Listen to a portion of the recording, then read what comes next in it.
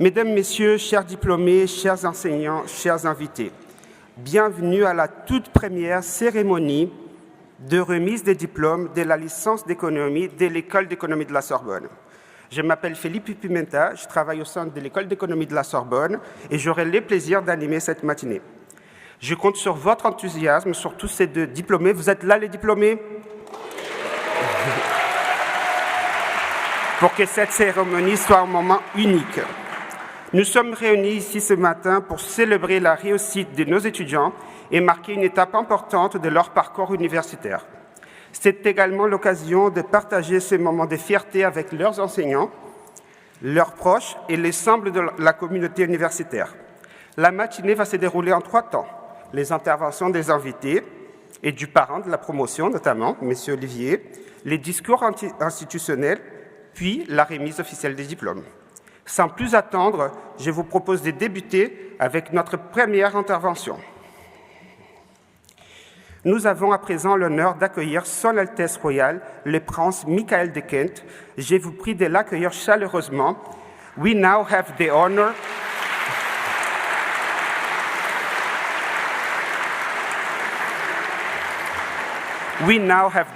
of welcoming His Royal Highness Prince Michael of Kent. Please give him a warm welcome once again.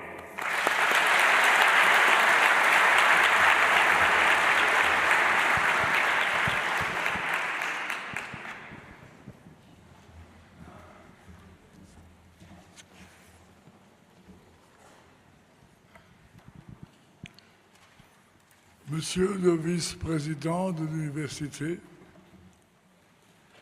Monsieur le directeur général, chères étudiantes, chers étudiants, chers invités,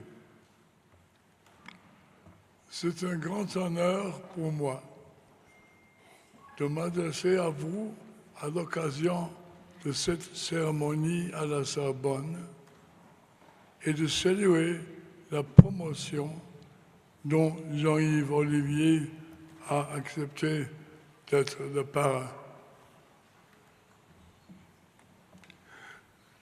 J'ai rencontré Jean-Yves il y a une 15aine d'années.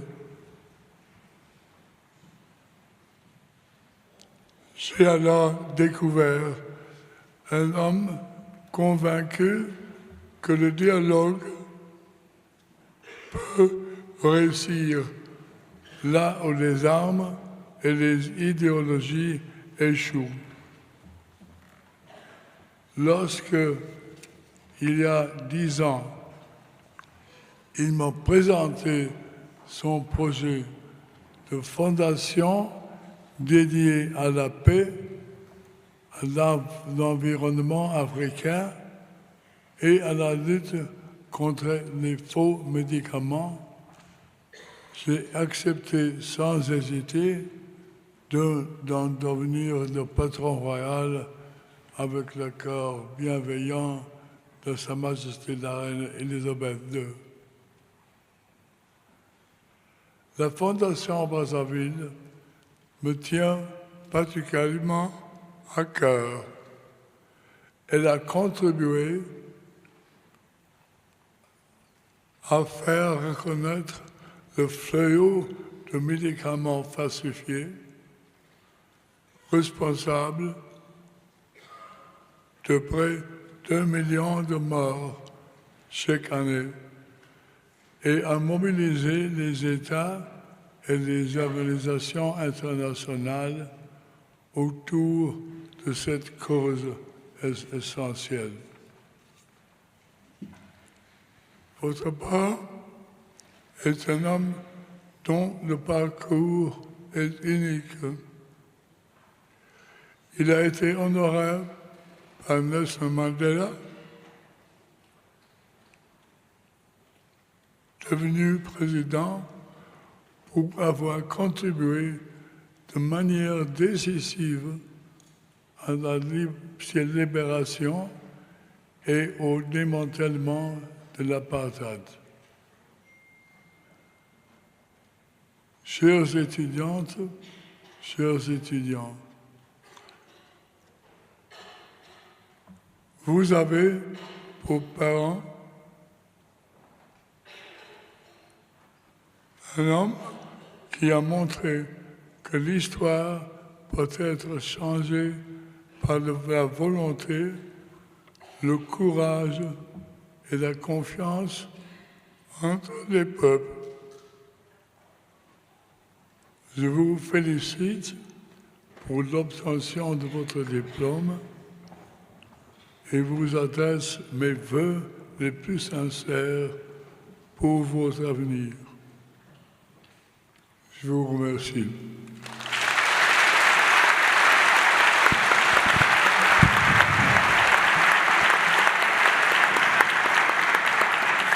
Merci beaucoup, Votre Altesse royale. Thank you very much, Your Royal Highness. Mesdames, Messieurs, je vous invite à accueillir avec enthousiasme le Dr Zingle Mandela. Ladies and gentlemen, please welcome Dr Zingle Mandela.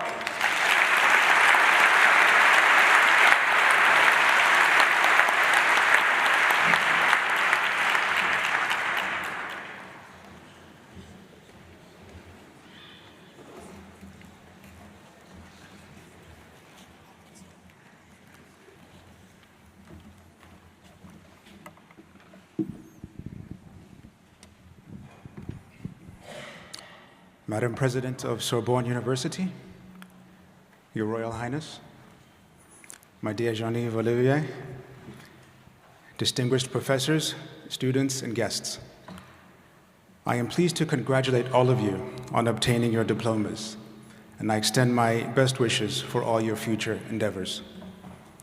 That being said, I am pleased to be here to talk about your inspiring patron, Mr. Jean-Yves Olivier, who is a friend of the Mandela family, a friend of South Africa, and a friend of the African continent as a whole.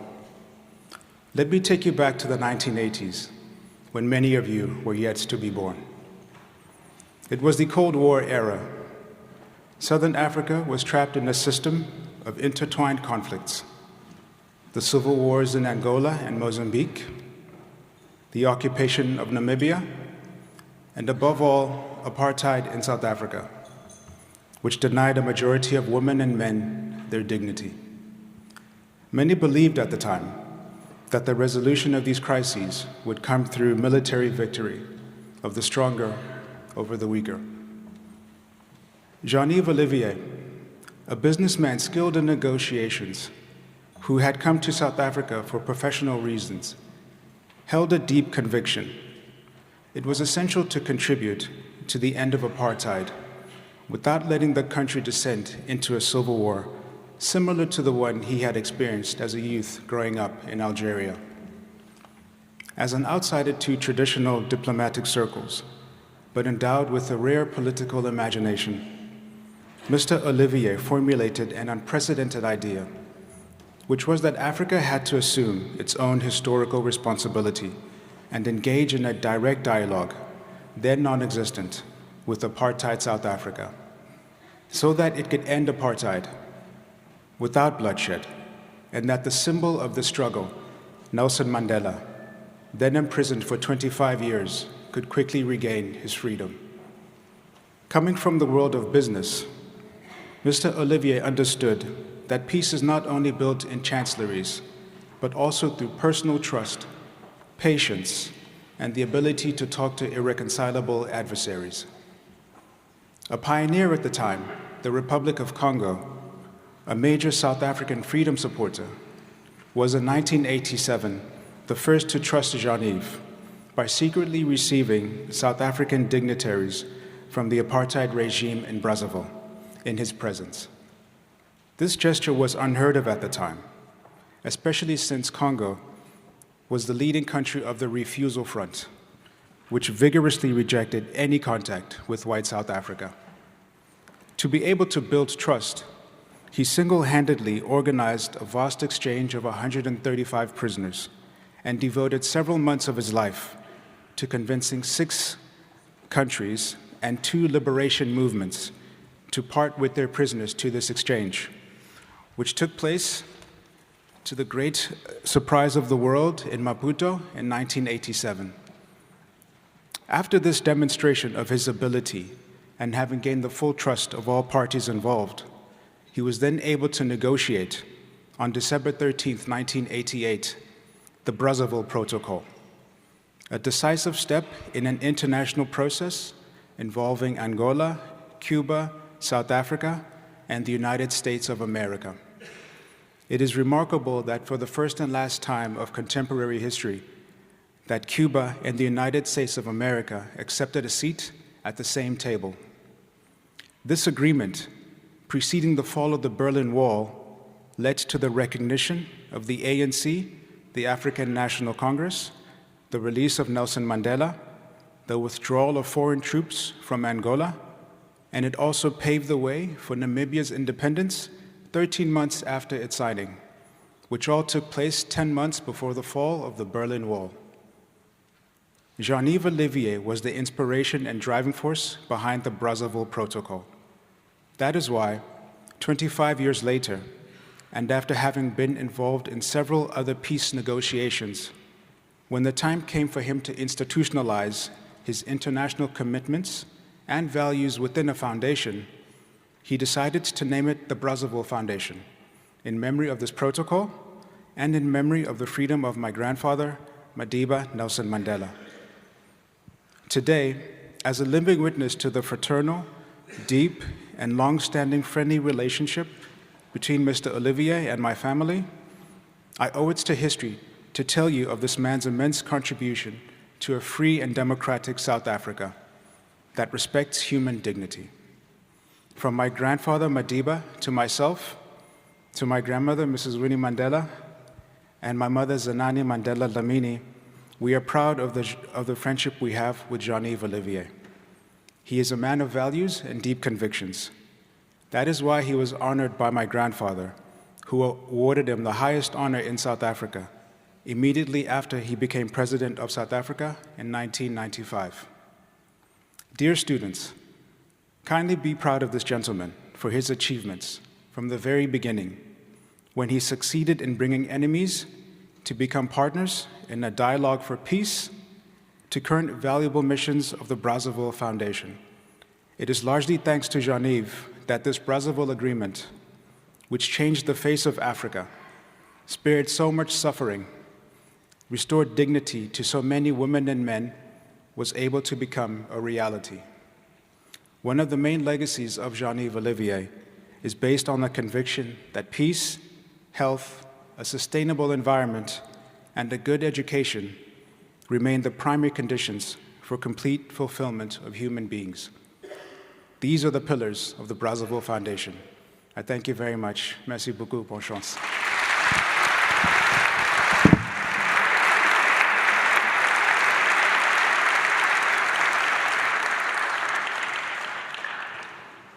Non. Oui, super. Merci beaucoup, Dr. Mandela. Thank you very much, Dr. Mandela. Nous avons maintenant le plaisir de recevoir le Dr. Louis White. Je vous remercie de lui réserver un accueil chaleureux. We now have the pleasure of welcoming Dr. Lee White. Please give him a warm welcome.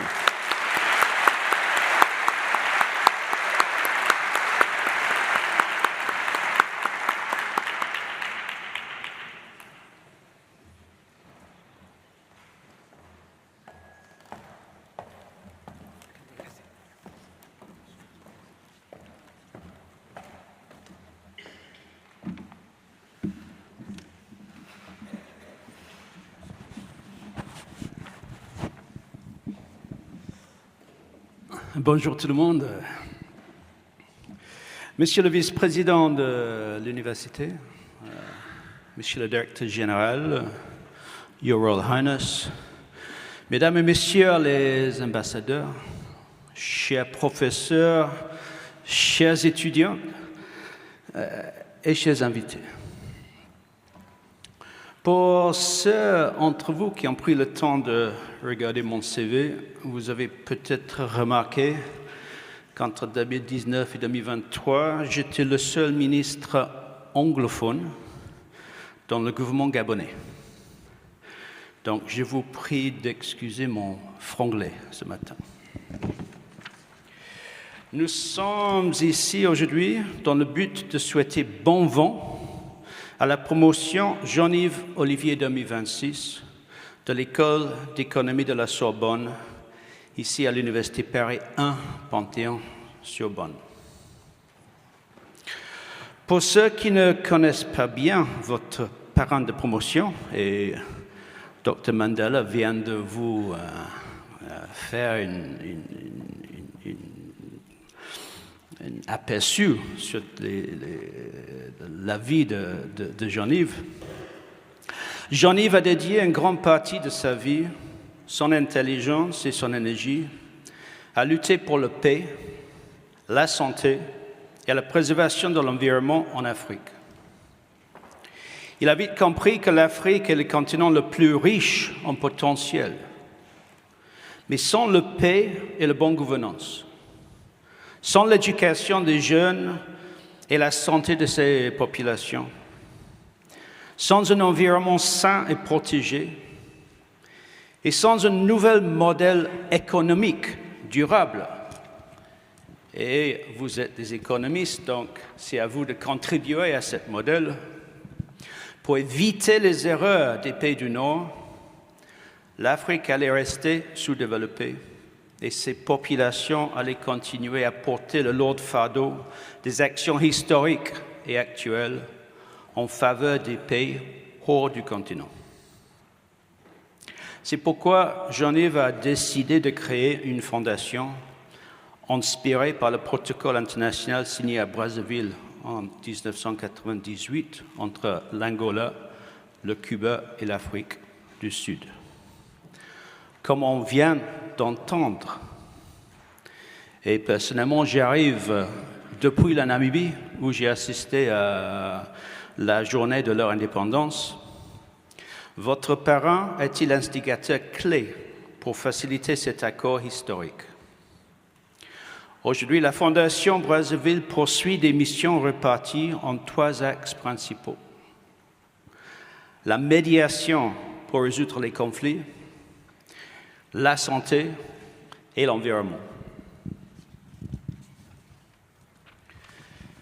À titre d'illustration, dans le domaine de la médiation, nous pouvons citer la dernière initiative en date qui a facilité le rôle joué en juin 2023 par 7 dirigeants africains dans le conflit russo-ukrainien.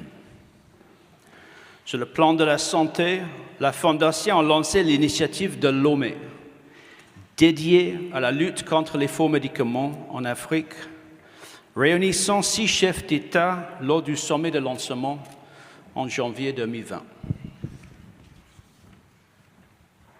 Enfin, dans le domaine de l'environnement, la Fondation focalise ses actions en faveur du bassin du Congo, le cœur battant vert de l'Afrique. Ces forêts envoient de l'eau, source de la vie, vers le Sahel, vers le bassin de la Zambèze et aux montagnes de l'Éthiopie, remplissant ainsi le Nil bleu, source de l'irrigation qui arrose 98% de l'agriculture en Égypte.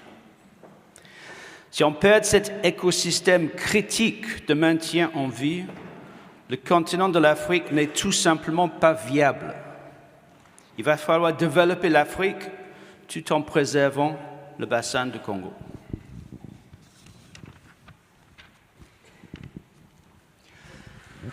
À travers toutes ces activités, Jean-Yves Olivier et la Fondation Brazzaville suivent la ligne directrice de leur méthode et de leurs principes. Faire émerger des solutions là où les lignes semblaient figées. Et rappeler que les grandes avancées commencent souvent par une décision simple, celle de ne plus détourner le regard. C'est un exemple pour nous tous. Et cela souligne que tout le monde peut contribuer à faire émerger un monde meilleur, si on persévère avec courage, conviction et détermination. En vous félicitant pour votre parcours académique, Permettez-moi de formuler les meilleurs vœux pour votre avenir, tout en vous encourageant de lutter avec les outils dont votre éducation vous a armé pour l'avenir de nous tous. Congratulations, everybody. Je vous remercie.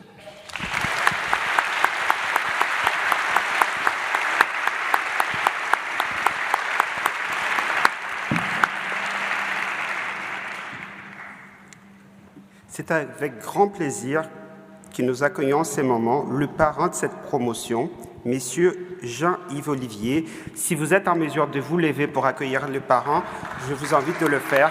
Please welcome Monsieur Jean-Yves Olivier. If you are able to stand up, please do so.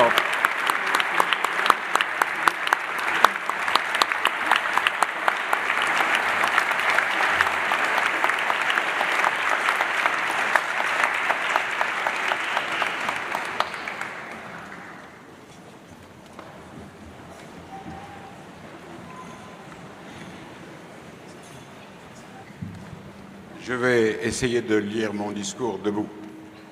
Normalement, je n'aime pas tellement lire et j'essaye d'être inspiré dans le discours sans avoir à référer à des documents.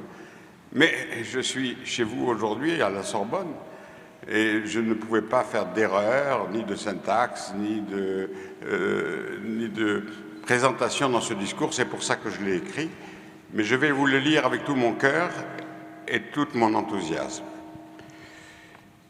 Monsieur le vice-président de l'université, monsieur le directeur général, votre Altesse royale, mesdames et messieurs les ambassadeurs, chers professeurs, chers étudiants, chers invités, c'est un grand privilège pour moi d'avoir été désigné comme parrain de votre promotion. Et c'est à moi d'abord de vous remercier d'être ici. Vous êtes 553 à être diplômés de cette maison illustre qu'est la Sorbonne. Autant de visages, autant de trajectoires, autant d'avenirs possibles. La fin d'un parcours universitaire n'est pas seulement l'aboutissement d'années d'études, c'est aussi une porte qui s'ouvre sur un avenir riche en promesses et en opportunités. Vous avez travaillé, douté, recommencé, quelquefois échoué, pour finalement réussir puisque vous êtes là. Vous pouvez en être fiers et je vous en félicite. Vous avez étudié l'économie, science essentielle à la compréhension des enjeux de ce monde. On vous a appris des modèles, des théories, des équations. Tout cela est indispensable. Mais l'économie n'est pas seulement une science des chiffres, c'est d'abord une science des hommes.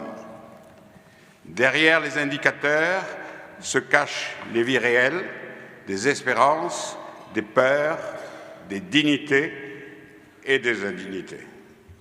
Et c'est de tout cela dont j'aimerais vous parler aujourd'hui.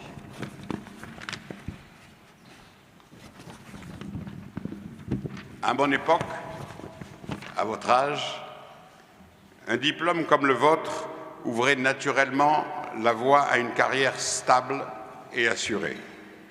Aujourd'hui, les règles du jeu ont changé. Notre société s'est profondément transformée, notamment sous l'effet de l'intelligence artificielle et d'un environnement géopolitique en pleine mutation, parfois violente. Le monde que j'ai connu en entrant dans la vie adulte, qui s'étendait de la guerre froide à ces dernières années, était paradoxalement un monde relativement prévisible. Les équilibres étaient imparfaits, les tensions bien réelles, mais les règles du jeu étaient globalement connues. Désolé, je suis dépendant.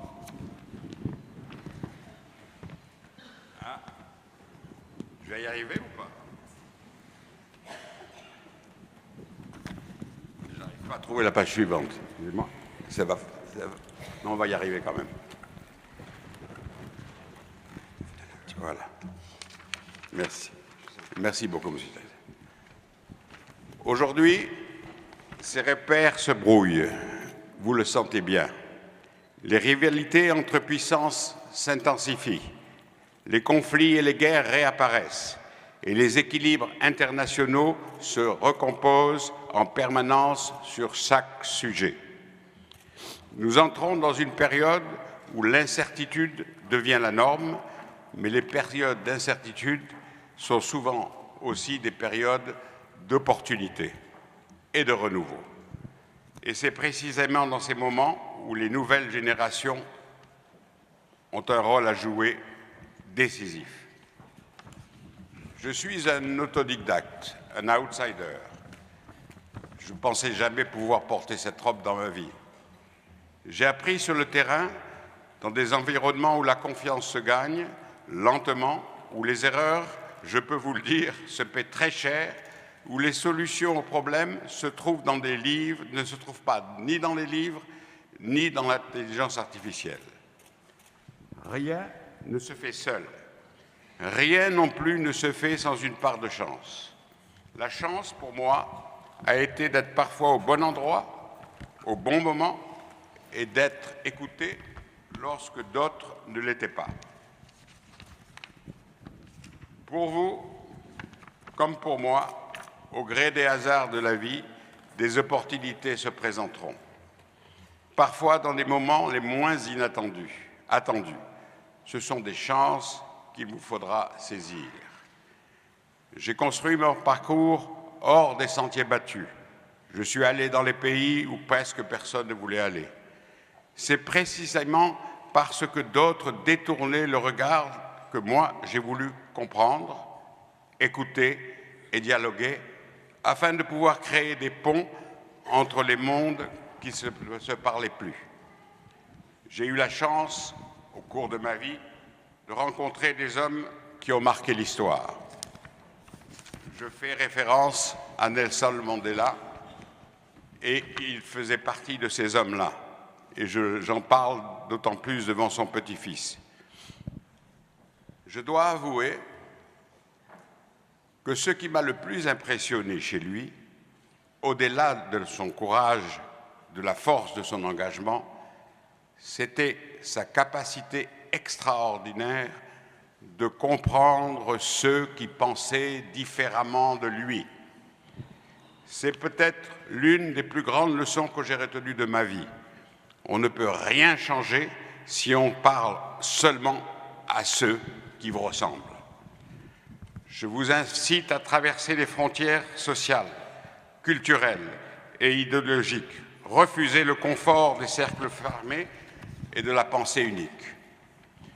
N'oubliez jamais que dans des circonstances différentes, vous auriez pu être l'autre qui est en face de vous. Cette empathie nécessaire est la base de toute humanité véritable. Elle vous protégera du mépris, des jugements hâtifs et des certitudes arrogantes. Elle vous permettra aussi de démêler les situations les plus complexes. Comme cela a été évoqué devant vous, une grande partie de ma vie s'est déroulée en Afrique. J'y ai découvert des sociétés inventives, des logiques différentes des nôtres et une énergie humaine extraordinaire. L'Afrique m'a appris qu'un projet peut échouer s'il est humainement déconnecté, même s'il est techniquement parfait.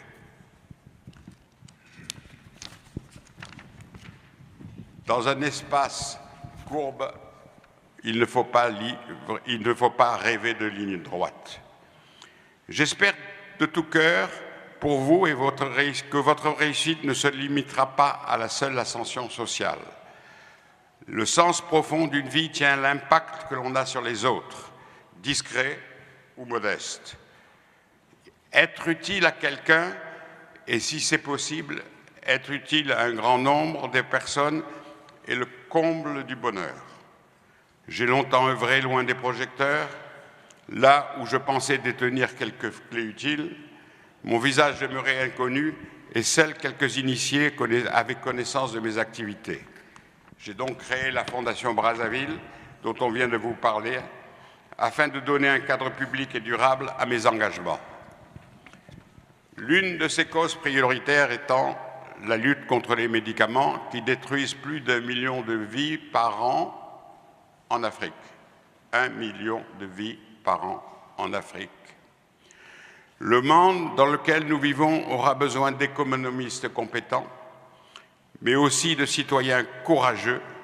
Le travail, l'abnégation resteront nécessaires, mais il faudra y ajouter autre chose, de la curiosité, de la nuance et une éthique personnelle. Je suis convaincu que l'épanouissement personnel passe aussi par la contribution qu'on apporte aux autres. Je vous encourage à élargir votre capital humain.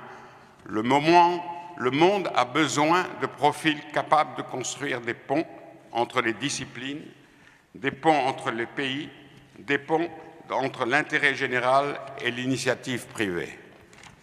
Aujourd'hui, vous avez fini une étape dans votre parcours universitaire qui vous permet de continuer votre formation universitaire dans les disciplines de votre choix, avec vos savoirs, vos souvenirs, mais aussi une responsabilité particulière.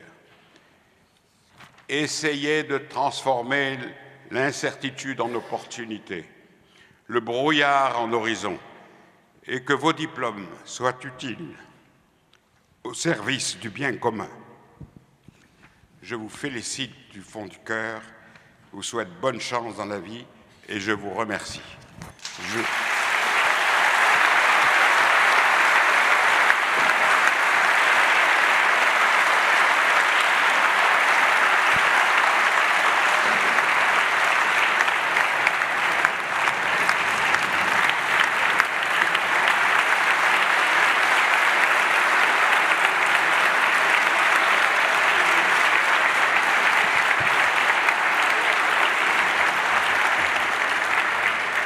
Je voudrais juste rajouter quelque chose.